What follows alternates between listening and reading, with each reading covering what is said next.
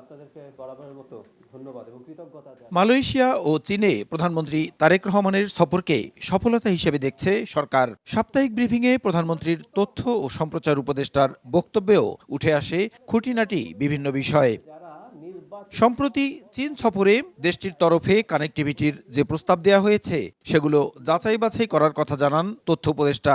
বলেন, দেশের স্বার্থ রক্ষা করেই সিদ্ধান্ত নেবে সরকার। চায়না, মিয়ানমার, বাংলাদেশ এবং ইন্ডিয়া মিলে এক সময় এই ধরনের একটা কানেক্টিভিটির আলাপ ছিল, যেটা খুব বেশি কন্টিনিউ করে নাই। আবার ইন্ডিয়া, বাংলাদেশ, নেপাল এবং ভুটান BBIN এরকম হয়েছে যাতে কানেক্টিভিটি হয়।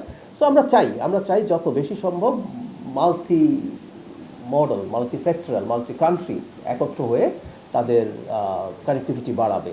সাংবাদিকদের প্রশ্নের জবাবে উপদেষ্টা বলেন, অন্তর্বর্তী সরকারের দুর্নীতি খতিয়ে দেখার পাশাপাশি দুদক, আওয়ামী লীগ এবং বর্তমান সরকারের অনিয়মও তদন্ত করতে পারে। প্রতি সপ্তাহে সর্বোচ্চবার বিকাশ পেমেন্টে 50 জন হবেন পেমেন্ট চ্যাম্পিয়ন। জিতে নিন টিভি সহ আকর্ষণীয় সব প্রাইজ।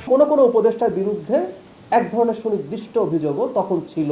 দুদক তখন কিছু কাজ করানোর চেষ্টা করেছিল, তারও আগের আওয়ামী লীগের সময়কার এবং দুদক আমাদের সময়কারও। দুদক একটা স্বাধীন কমিশন হিসাবে কাজ করবে এবং দেখার চেষ্টা করবে এই সরকারেরও কেউ কোনো ধরনের দুর্নীতিতে ইনভলভড আছে কিনা। ব্রিফিংয়ে উঠে আসে দেশের বিভিন্ন স্থানে আরবি হরফে কালেমা লেখা পতাকা উড়ানোর বিষয়।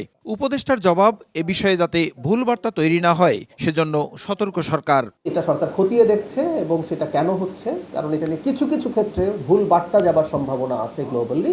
এই ব্যাপারে আমরা সচেতন আছি। কার্যক্রম নিষিদ্ধ থাকায় আওয়ামী লীগের কেউ তৃণমূল কিংবা নতুন নামে স্থানীয় সরকার নির্বাচনে অংশ নিতে পারবে না বলেও জানান প্রধানমন্ত্রীর উপদেষ্টা। আওয়ামী লীগের কর্মসূচি যতদিন নিষিদ্ধ আছে ততদিন সে যে নামেই হোক না কেন, রিফাইন্ড হোক বা অন্য কোনো নতুন আওয়ামী লীগ, তৃণমূল আওয়ামী লীগ, যাই বলি না কেন, কিছু কোনো নামেও মানে আওয়ামী লীগ নামে সে কোনো কর্মসূচি পালন করতে পারবে না।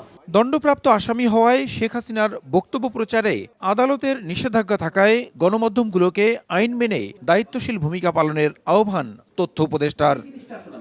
প্রসূন আশিস, সময় সংবাদ, ঢাকা।